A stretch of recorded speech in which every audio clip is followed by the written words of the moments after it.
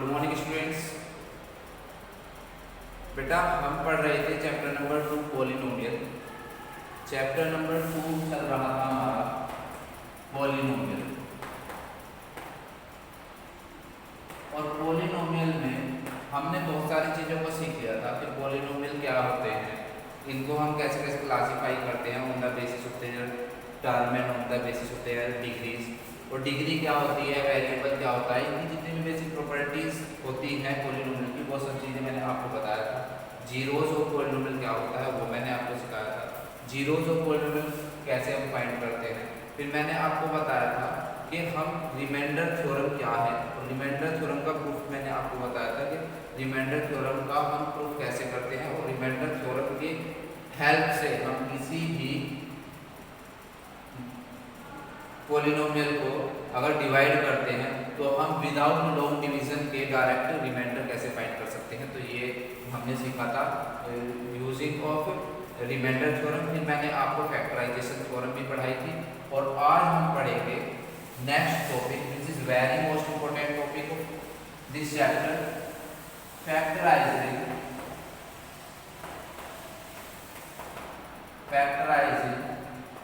Bye split the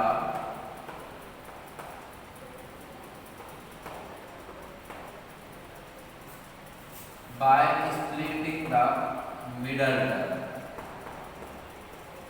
by splitting the middle term। देखिए middle term को split करके हम फैक्टराइजेशन मेथड फैक्टर कैसे करते हैं, फैक्टर करेंगे हम splitting the middle term method, splitting the middle term method की हेल्प से आज हम फैक्टर करना सीखेंगे। ये मोस्ट इम्पोर्टेंट इस चैप्टर में अगर मोस्ट इम्पोर्टेंट थिंग कोई सीखने की है तो वो क्या है, splitting the middle term method, जो 10th क्लास 11th 12th सब में आपके लिए बहुत इंपॉर्टेंट है, और 9th और 10th के लिए तो ये बिल्कुल मोस्ट इम्पोर्टेंट टॉपिक होता है कि हर एक स्टूडेंट को आना चाहिए कि हम split the middle term method की हेल्प से हम किसी भी पॉलिनोमियल को कैसे फैक्टराइज करते हैं। Split the middle term method हम कब अप्लाई करते हैं, splitting the middle term method हम हमेशा क्वाड्रेटिक पॉलिनोमियल में अप्लाई करते हैं। अगर कोई क्वाड्रेटिक पॉलिनोमियल है और मुझे उसका फैक्टराइज करना है, क्वाड्रेटिक पॉलिनोमियल को फैक्टराइज करने के लिए हम यूज करते हैं split the middle term method. आपको ये याद रखना है कि split the middle term method हम कब यूज करेंगे फैक्टराइजेशन के लिए, जब हमारा पॉलिनोमियल क्वाड्रेटिक होगा। क्वाड्रेटिक पॉलिनोमियल कैसा रहता है, क्वाड्रेटिक पॉलिनोमियल, बेटा क्वाड्रेटिक पॉलिनोमियल कैसा रहता है, जिसकी डिग्री 2 हो, तो इस टाइप में वो पॉलिनोमियल कुछ इस टाइप का लिखा होगा, ax square plus bx plus c। तो ये क्या है, एक क्वाड्रेटिक पॉलिनोमियल है। अगर ये क्वाड्रेटिक पॉलिनोमियल है और मुझे इसको फैक्टराइज करना है, तो इसको फैक्टराइज करने के लिए मैं क्या यूज करूंगा, मैं यूज करूंगा split the middle term method, split the middle term method. तो क्या होता है ये मिडल टर्म को स्प्लिट कैसे करके, इसके जैसे नाम से मुझे पता चल रहा है कि मिडल टर्म को स्प्लिट करना होता है इस मेथड में, और फैक्टराइजेशन में फाइंड करते हैं।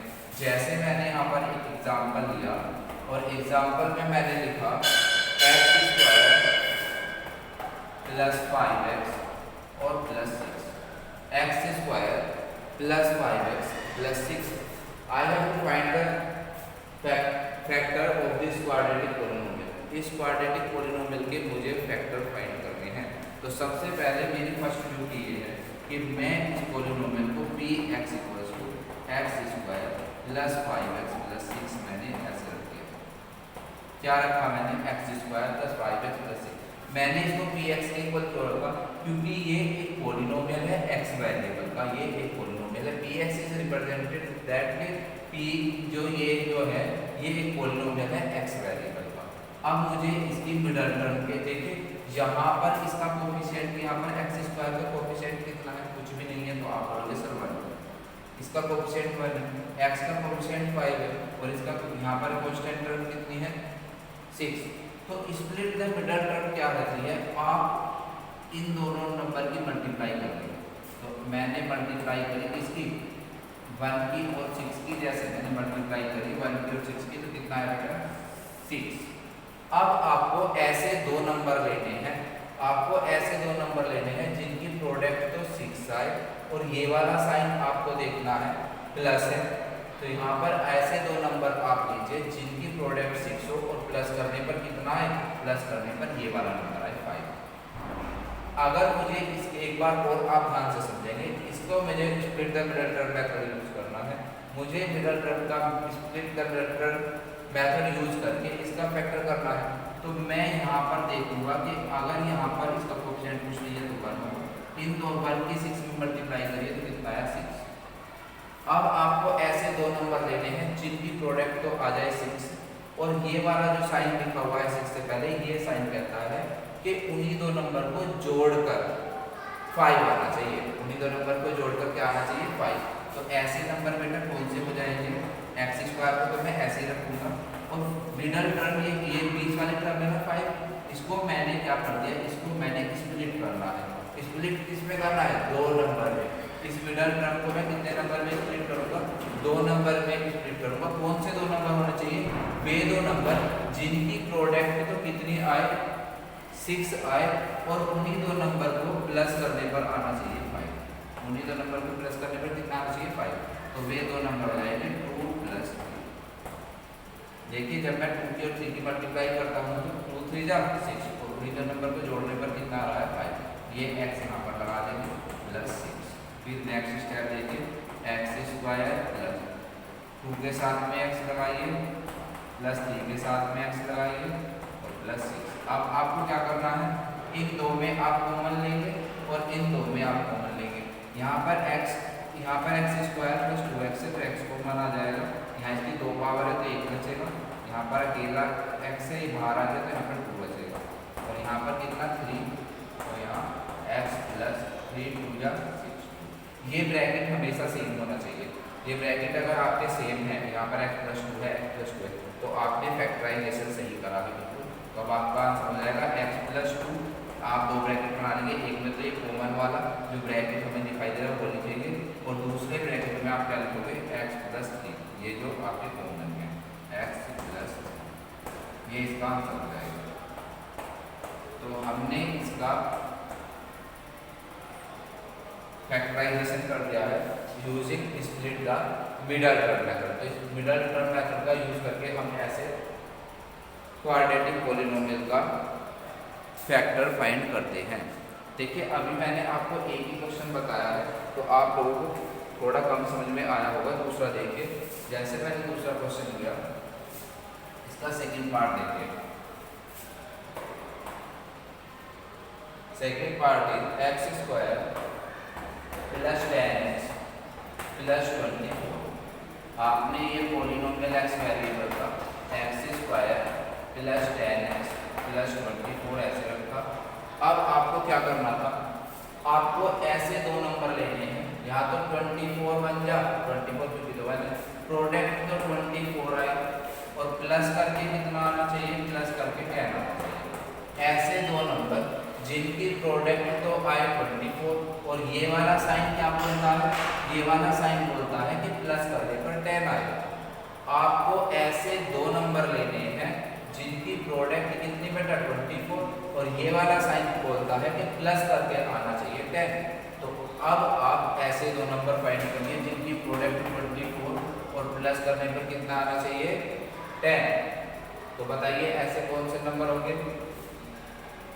अगर मैं देखता हूँ 6 + 4, 6 4 जा 24, प्रोडक्ट 24 है और 6 और 4 को अगर मैं ऐड करता हूँ तो कितना आता है 10। आपने भी दो नंबर लिए जिनकी प्रोडक्ट 24 है और प्लस करके कितना आ रहा है 10। तो 6 4 जा 24 और 6 में अगर मैं 4 को ऐड करता हूँ 10, जब ये दो नंबर हो जाएंगे तो 10 को तो आपने ये लिख दिया 6 + 4 और ये x यहाँ पर लगा दीजिए +24 = x²+। अब आप इन दोनों नंबर के साथ में x लगा देंगे और प्लस में 24। अब आपने यहाँ पर x कॉमन लिया तो ये आया x + 6। यहाँ पर आप इन दोनों में देखिए 4 कॉमन आ जाएगा। जैसे आपने 4 कॉमन लिया तो x और +6 इन दोनों में देखिए 4, क्योंकि 4 तो 4 कॉमन आ जाएगा, 4 के टेबल में 24 पे आ जाता है, 4 6 24, दोनों ब्रैकेट कैसे मिले, सेम मिले हैं। तो एक में तो पहले ब्रैकेट में तो आप जो ब्रैकेट हमारे सेम आए हैं वो लिख लीजिए, और दूसरे ब्रैकेट में यहाँ पर x प्लस 4। बेटा आपको यही पता चल जाता है कि आपने फैक्टराइजेशन सही करा है या गलत करा है कहाँ, जब आप ये देखते हैं कि यहाँ पर जो ये दो ब्रैकेट बने हैं, जब मैं इन दो में से कॉमन लूँगा और इन दो में से कॉमन लूँगा तो दोनों ब्रैकेट ये सेम आने चाहिए। अगर ये सेम आ रहे हैं तो आपका आंसर बिल्कुल सही होता है। तो ये भी आपको अच्छे से क्लियर हो गया होगा। अब देखिए जब मैं 1 to 1 आपको बहुत सारे क्वेश्चन समझाते हुए जाऊँगा तो आपको और अच्छे से क्वेश्चन क्लियर होते चले जाएंगे।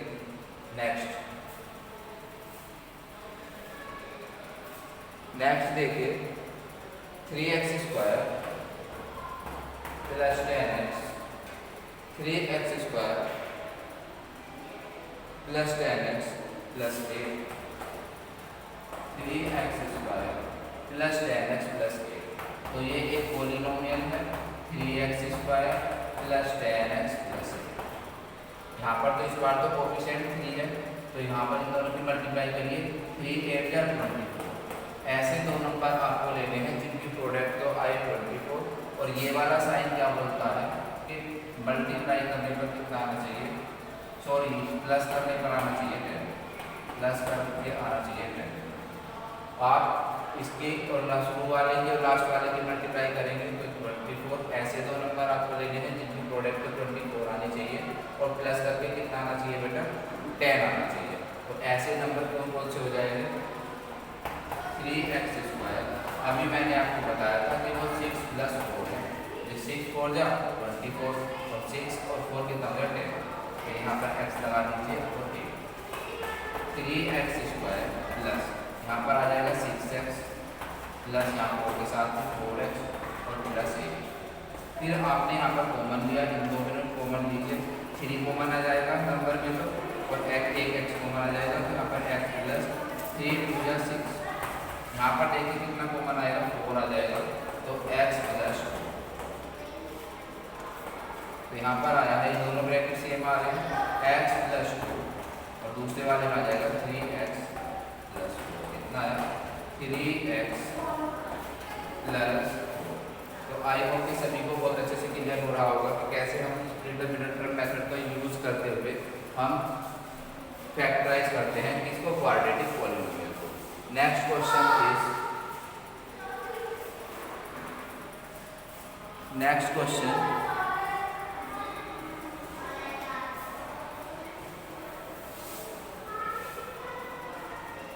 2x² plus x minus 45। अभी तक आपने यहाँ पर देखा होगा, यहाँ पर माइनस का साइन था, लेकिन इस बार यहाँ पर कैसा साइन आ गया है, यहाँ पर इससे पहले जो मैंने 3 क्वेश्चन करवाए उन तीनों में प्लस का साइन था, इस बार पहली बार यहाँ पर माइनस का साइन आया है। तो माइनस का साइन में भी हम सेम प्रोसीजर वही है, प्रोडक्ट कितनी आनी चाहिए, ऐसे दो नंबर जिनकी प्रोडक्ट आनी चाहिए 45 या 90, ऐसे दो नंबर आप देंगे जिनकी प्रोडक्ट 90 आनी चाहिए। पहले यहाँ पर प्लस का साइन होता था, तो मैं बोल रहा था आपसे उनको दोनों नंबर की प्रोडक्ट तो कितनी आनी चाहिए 90, और उन्हीं दोनों नंबर को ऐड करके आना चाहिए 1। और यहाँ पर कितना है, यहाँ पर माइनस है, तो उन्हीं दो नंबर को माइनस करने पर इस बार कितना आना चाहिए बेटे, इसका कोएफिशिएंट तो 1 है, तो 1 आना चाहिए। आपको ऐसे दो नंबर लेने हैं जिनकी प्रोडक्ट तो 90 हो, और ये वाला साइन आपसे बताता है कि माइनस करने पर यहाँ पर जो इसका कोएफिशिएंट हो वो हो, तो यहाँ पर कोएफिशिएंट 1 है। तो ऐसे दो नंबर आप लेंगे जिनकी प्रोडक्ट 90 और उनका डिफरेंस कितना आना चाहिए 1। तो अब आप लिखेंगे 2x², ऐसे नंबर हो जाएंगे बेटा 10 माइनस 9, 10 9 या 90, और 10 में से अगर आप 9 को माइनस कर देते हैं तो 1 आता है, और ये वाला x आप लीजिए minus 55। 2x² plus 10x minus 9x, अब इन दोनों नंबर के साथ x लगा देंगे माइनस 45। अब आपने यहाँ पर देखा 2 कॉमन आ रहा है दोनों में, एक x कॉमन आ रहा है, तो x प्लस 5 आ गया। यहाँ पर दोनों माइनस के हैं तो -9 कॉमन आ गया, तो यहाँ पर x + 5 बचेगा। यहाँ पर प्लस क्यों आया है, क्योंकि दोनों माइनस के हैं, माइनस कॉमन जब आ गया तो यहाँ पर प्लस आ जाएगा। दोनों ब्रैकेट सेम आ रही है, देखिए x + 5 और 2x - 9 आंसर। तो आई होप कि आपको समझ आ गया होगा कि अगर प्लस भी आए या माइनस भी आए तो हम कैसे इसको यूज करते हैं splitter middle term to find the factorisation of quadratic polynomial. Next part देखिए 5 पार्ट इज x²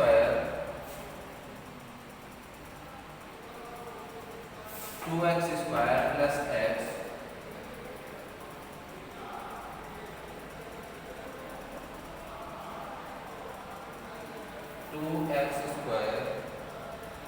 -17x और -30 ये वाला है। इससे आपको और अच्छे से क्लियर हो जाएगा कि कैसे हम इनको फाइंड करते हैं। यहाँ पर आ गया 2x² -17x -30। हाँ, तो आपने पहले यहाँ पर प्रोडक्ट करी, ऐसे दो नंबर जिनकी प्रोडक्ट तो आनी चाहिए 32 या 60 और ये वाला साइन माइनस कर माइनस उन्हीं दो नंबर का माइनस आना चाहिए 70। उन्हीं दो नंबर का माइनस कितना आना चाहिए बेटा, उन्हीं दो नंबर का माइनस कितना आना चाहिए 17। तो अब आप बताइए कि वे कौन से दो नंबर होंगे जिनकी प्रोडक्ट तो आ जाए 60 और माइनस करने पर आ जाएगा वो 17। तो मुझे पता चल गया माइनस, अगर मैं 20 लिखता हूँ 20 - 3, 20 में 20 की और 3 की मल्टीप्लाई करिए 23 जा 60 और 20 में से 3 को माइनस करोगे तो 70। यहाँ पर आ गया x और -30, ये आ गया 2x²। यहाँ पर देखिए ब्रैकेट से पहले अगर माइनस हो तो ब्रैकेट के अंदर वाले साइन चेंज हो जाते हैं, ब्रैकेट से पहले अगर माइनस हो तो ब्रैकेट के अंदर वाले साइन क्या हो जाते हैं चेंज। ये 20 प्लस है तो ये माइनस हो जाएगा और ये माइनस है तो ये प्लस हो जाएगा, तो दोनों के साथ में x लगा देंगे, ये -30। अब आप यहाँ से कॉमन लेंगे, इन दोनों में से कॉमन लेंगे और इन दोनों में से कॉमन लेंगे। जैसे आपने यहाँ पर 2x कॉमन लिया तो x -10 आ गया और यहाँ से आपने 3 कॉमन लिया तो x -10 आया, तो ये आया x -10 और 2x + 1 ब्रैकेट में तो सेम आ जाएगा और इसमें आ जाएगा 2x + 3। आई होप कि आप सभी को split the middle term method समझ आ गया होगा। इससे अलग आपका कुछ भी नहीं है। स्प्लिट द मिडल टर्म में इसी टाइप के क्वेश्चन बनेंगे। एनसीईआरटी में 4-5 क्वेश्चन एनसीईआरटी में है, वो आप प्रैक्टिस करेंगे और आप RS अग्रवाल में इसमें 30 से 40 क्वेश्चन दिए हुए हैं, उन क्वेश्चन में आप split the middle term method को यूज़ करेंगे और सीखेंगे कि आपको कितना आया है। तो स्टूडेंट्स आज के लिए इतना ही। Thank you, have a nice day.